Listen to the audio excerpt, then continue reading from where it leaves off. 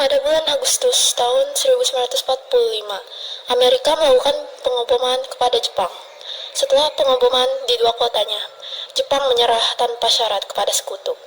Kabar itu terdengar oleh para golongan muda. Lalu, para pemuda mendesak Soekarno dan Hatta untuk memproklamasikan kemerdekaan. Namun, usulan itu ditolak.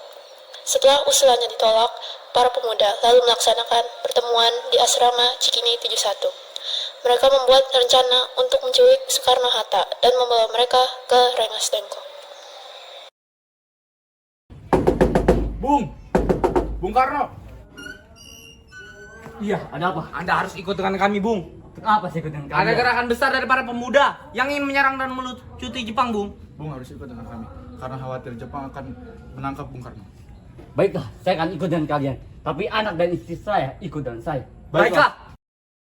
Rombongan pemuda yang membawa Soekarno dan Hatta tiba di Rengas Dengklok. Setelah beberapa hari, Ahmad Subarjo yang ingin rapat dengan PPKI dengan Soekarno dan Hatta, beliau heran mengapa Soekarno dan Hatta tidak ada di tempat. Ahmad Subarjo pun mengingat kejadian saat Soekarno dan pemuda. Ahmad Subarjo pun menemui Wikana.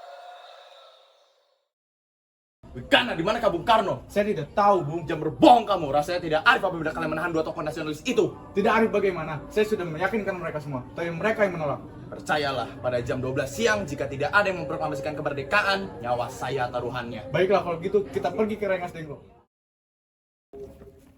Di mana Bung Karno dan Bung Hatta? Ada apa, Bung? Di mana Bung Karno dan Bung Hatta?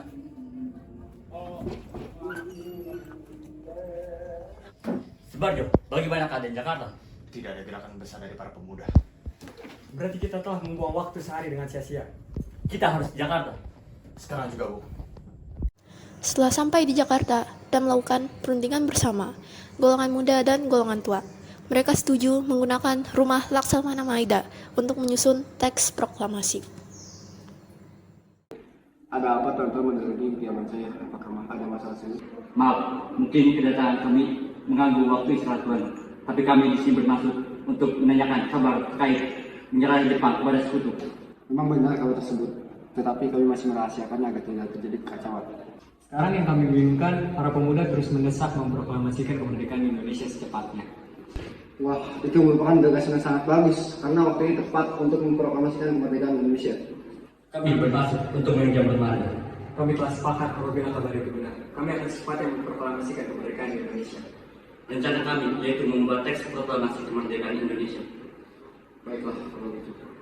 Silakan gunakan tempat ini, saya Edi Serangkul, Komisi.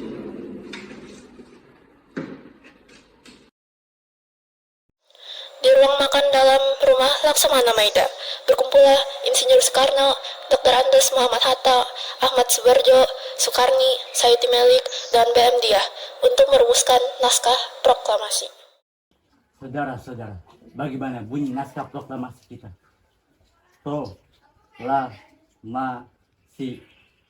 Kami bangsa Indonesia dengan ini menyatakan kemerdekaan Indonesia. Baik, sudah saya tulis. Lanjutannya, Bung. Hal-hal yang mengenai pemindahan kekuasaan dan lain-lain dilaksanakan dengan cara seksama dan dalam tempo yang sesingkat-singkatnya. Jakarta, 17/8/05, atas nama Wakil Bangsa Indonesia. Apakah kalian semua setuju? Lalu, siapa yang akan menandatangani naskah ini? Bagaimana kalau naskah ini ditandatangani oleh semua yang hadir? Saya rasa jangan, Bung, terlalu banyak.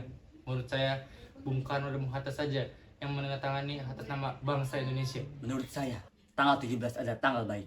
Sebagaimana Al-Quran diturunkan pada tanggal 17. Selain itu, umat Islam juga sholat sebanyak 17 rakaat. Jadi, bagaimana kalau hari ini, hari Jumat, tanggal 17 Agustus? Setuju! Sayuti, tolong kau ketikkan naskah ini. Siap, Bung.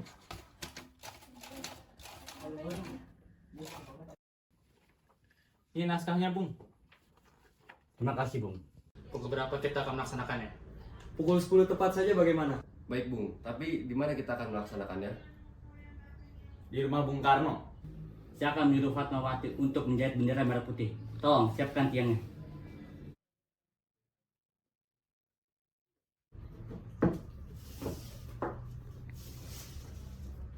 Dia, tolong perbanyak naskah ini dan sebarkan ke seluruh Indonesia. Siap.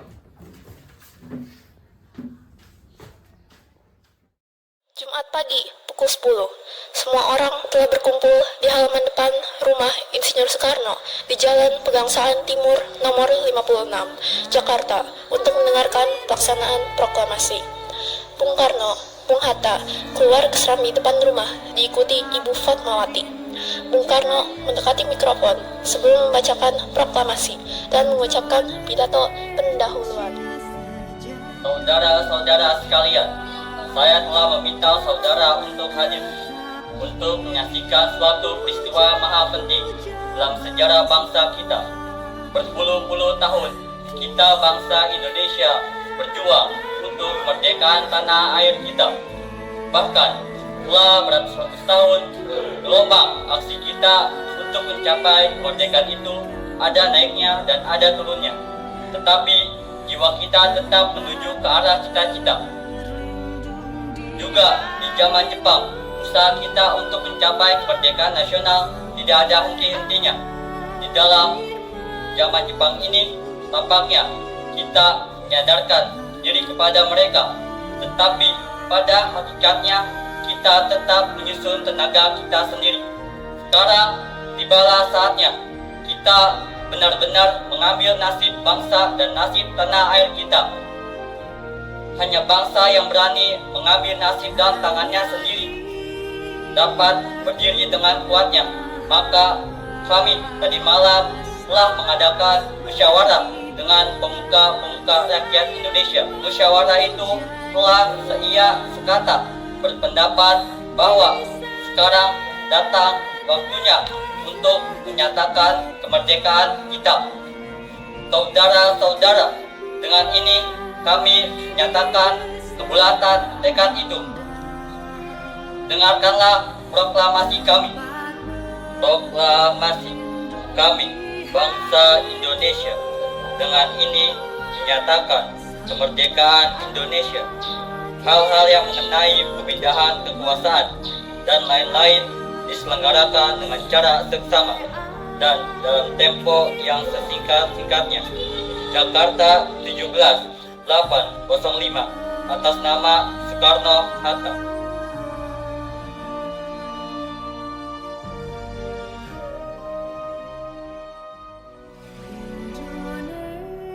Indonesia